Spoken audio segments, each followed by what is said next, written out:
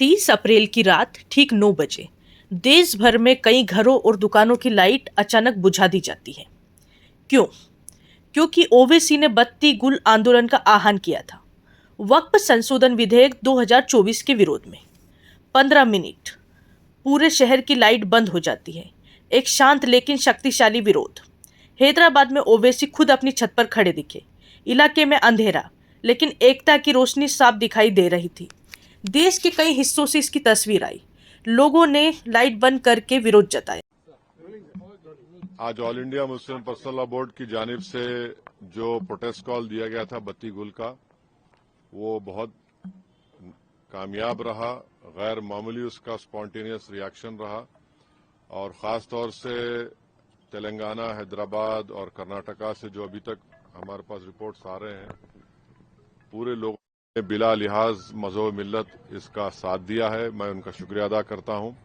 और इस प्रोटेस्ट करने का एक ही मकसद है कि हम नरेंद्र मोदी गवर्नमेंट को ये पैगाम देना चाहते हैं, ये मैसेज देना चाहते हैं कि आपने जो वक्फ अमेंडमेंट एक्ट 2025 बनाया है, वो वक्फ बोर्ड के मफाद में नहीं है। वो वक्फ बोर्ड को बर्बाद करता है, वक्फ की प्रॉपर्टीज को ख़त्म करता है और ना उससे कोई रेवेन्यू में इजाफा होने वाला है।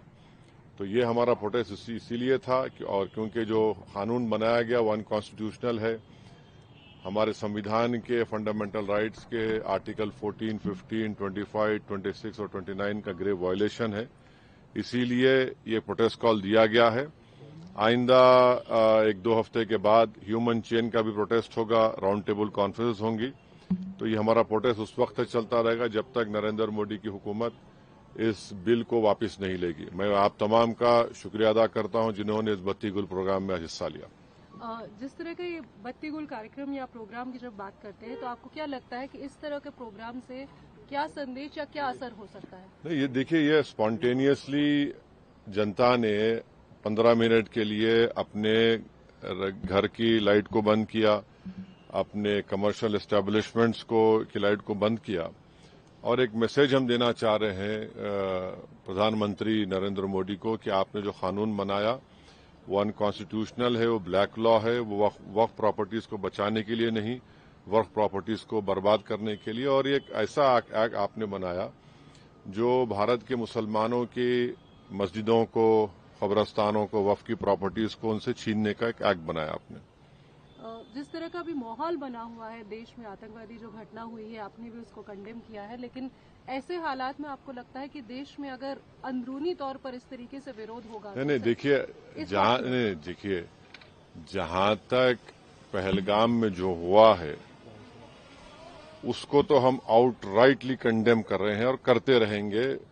और हमने उस टेररिस्ट एक्ट को जिम्मेदार पाकिस्तान की इस्टेब्लिशमेंट, पाकिस्तान की सरकार को खड़ाया है और उन्हीं की पूरी सरपरस्ती में, उन्हीं की तायीद, उन्हीं के सपोर्ट और फाइनेंशियल सपोर्ट से, मिलिट्री ट्रेनिंग से वो आतंकवादी पाकिस्तान से बॉर्डर क्रॉस करके पहलगाम तक आए और वहां पर उन्होंने 26 टूरिस्ट को जान ली। और सबसे अफसोसनाक और सबसे तकलीफदेह बात यह है कि उन्होंने उनकी फैमिलीज के सामने खवातीन को, महिलाओं को, बच्चों को अलग किया और मर्द लोगों को एक जगह खड़ा करके उनका रिलीजन पूछकर, जो हिंदू थे, उनको गोली मारी। तो वो तो कंडेमनेबल है, उस पर कोई डिस्कशन होने की जरूरत भी नहीं है। जहां तक हमारा ये प्रोटेस्ट है इस कानून के खिलाफ, वो तो एक ऑनगोइंग प्रोटेस्ट था। और आपको मालूम होगा कि all India Muslim personal law board ने उस टेररिस्ट एक्ट को कंडेम किया और करीब 3 दिन तक हमने अपने प्रोटेस्ट को रोक के रखा। तो ये पहले से तयशुदा प्रोग्राम है। जहां तक देश की अखंडता, देश की इंटीग्रिटी की बात आएगी, उसमें तो कोई कॉम्प्रोमाइज नहीं हो सकता।